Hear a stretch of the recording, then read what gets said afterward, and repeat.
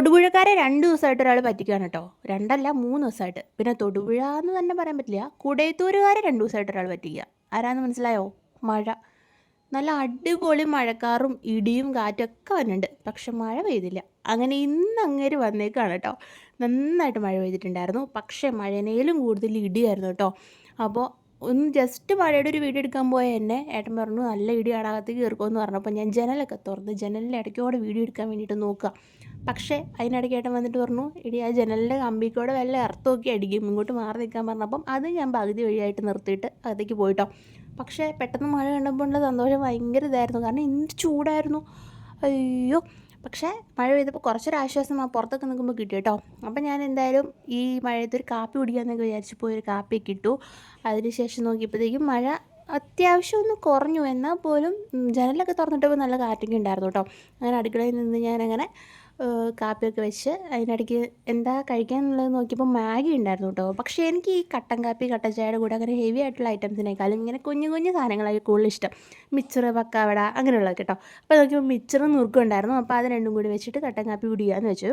അങ്ങനെ പെട്ടെന്ന് അത് തിളച്ചു. അത് ഞാനൊരു ചില്ല് ഗ്ലാസ്സിലേക്ക് മാറ്റിയിട്ടുണ്ട്.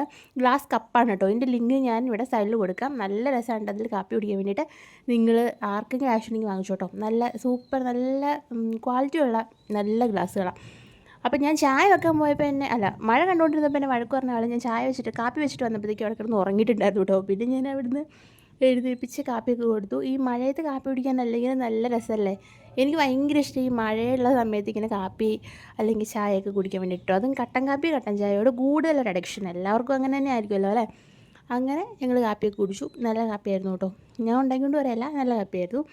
അങ്ങനെ അതൊക്കെ കുടിച്ചു. പിന്നെ ഞങ്ങൾ സംസാരിച്ചത് മൊത്തം ഇടീനെക്കുറിച്ചാണ് കേട്ടോ.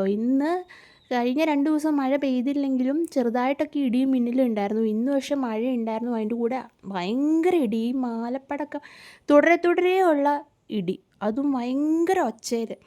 എന്തോരം സമയമായിരുന്നു എന്നറിയോ.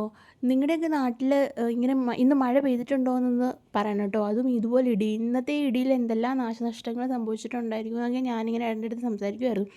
അതുപോലെ ഒച്ചയായിരുന്നു കേട്ടോ. നമ്മൾ ശരിക്കും പറഞ്ഞാൽ പേടിക്കുമായിരുന്നു. ഇപ്പോൾ പുറത്തൊന്നും ഇറങ്ങുക അല്ലെങ്കിൽ ഈ ഒറ്റപ്പെട്ട സ്ഥലത്ത് നിൽക്കുന്ന ആൾക്കാർ അങ്ങനെയൊക്കെ ഞാൻ പെട്ടെന്ന് എന്താ ചെയ്യുക ഇങ്ങനെ ഇതുപോലെ ഇടി വന്ന അവസ്ഥയിൽ.